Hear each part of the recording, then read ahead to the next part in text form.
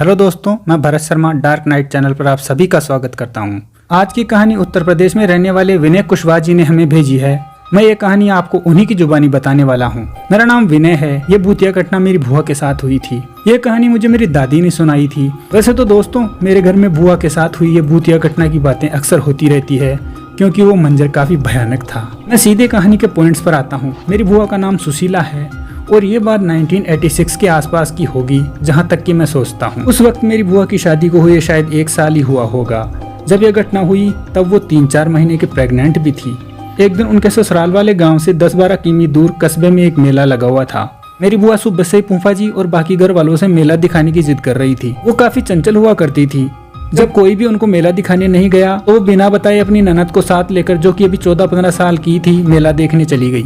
उन दोनों ने मेले में काफी समय लगा दिया और घर पहुंचने में रात हो गई। जिस रास्ते से वो घर आ रही थी, उस रास्ते के पास ही 50-60 मीटर दूर जयसिंहपुरा गांव का शमशान भी पड़ता है और ये शमशान उनके गांव जाने वाले रास्ते के पास ही पड़ता है। और उस शमशान के बारे में लोग बताते हैं कि वो इतना बदनाम है कि रात में छोड़िए, दिन में वहाँ पर छलावे से सामना हो जाता है। वो वहाँ रात के 8 या 8:30 बजे लौट रही थी। उस समय 1986 में इतने यातायात के साधन भी नहीं थे, तो वो दोनों पैदल ही चल रही थी। मेरी दादी बताती है कि उसी गांव के शमशान में उनके पीछे 3 चुड़ैलें पड़ गई। वो बोल रही थी, रुक जाओ, ये तुम्हारे पेट में जो बच्चा है वो हमें दे दो, हम तीनों काफी भूखी हैं।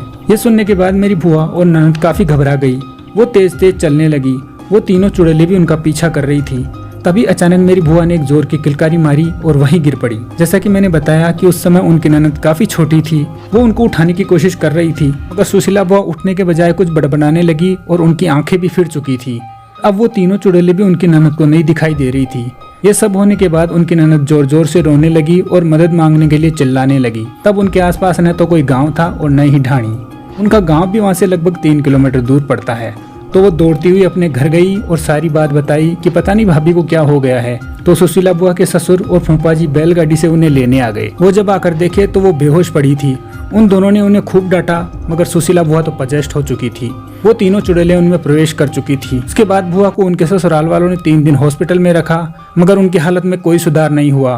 पजेस्ट हो चुकी सुशीला बुआ एक साथ 3 आवाजें निकालती और डॉक्टर्स को मारने लगती। कभी गंदी गंदी गालियां देती और कपड़ों को फाड़ देती। वो बोलती थी कि हम तीनों इसे लेकर ही जाएंगे। उनकी हालत दिनों दिन बद से बदतर हो गई थी। इसके बाद बुआ के ससुराल वालों ने प्रेतबाधा दूर करने के लिए भी काफी प्रयास किया, मगर सब पंडित और तांत्रिक बोलते ये हमारी बस की नहीं है। इसके अंदर एक नहीं बल्कि 3 चुड़ैलें हैं। वो तीनों ही अलग अलग जात की है। ये इसे नहीं छोड़ने वाली है। मेरी दादी बोलती है कि अगर एक साथ बहुत सारी चुड़ैलें हो और वो अलग अलग जात की हो तो ज्यादा प्रभावी होती है। इसके बाद बुआ के ससुराल वाले बुआ को हमारे घर छोड़कर चले गए। इसके बाद मेरे दादाजी और दादी ने भी उनका खूब इलाज करवाया, कई जगह झाड़ फूक भी करवाई, मगर पजेस्ट हो चुकी सुशीला बुआ बोलती थी कि हम तीनों इसे साथ लेकर ही जाएंगे। और वो बार बार बोलती थी कि 3 हम हैं और चौथी ये हो जाएगी हमारे साथ। इसके कुछ महीनों बाद बुआ को बच्चा तो सही सलामत हो गया, मगर उसको जन्म देने के 4 दिन बाद ही बुआ की मौत हो गई। वो अपने बच्चे को 4 दिन का छोड़कर ही चली गई।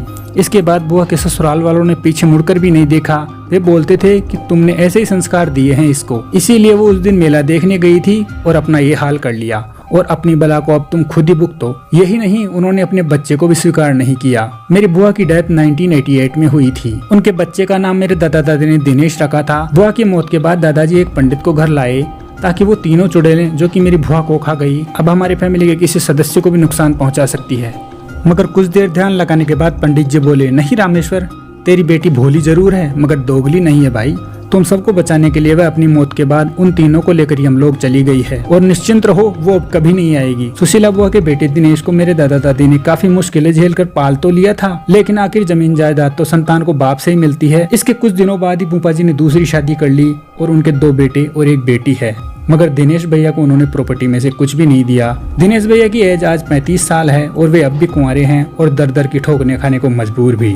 हम सपोर्ट तो करते हैं मगर कितना करें। और रही बात शादी की, तो बिना प्रॉपर्टी के अपनी बेटी कौन देता है। तो दोस्तों, कमेंट करके बताइए आपको ये कहानी कैसी लगी। अगर अच्छी लगी हो तो लाइक करें, शेयर करें और चैनल को सब्सक्राइब करते हुए बेल आइकन जरूर दबा दीजिएगा ताकि नए वीडियोज के नोटिफिकेशन आप तक पहुंच सके।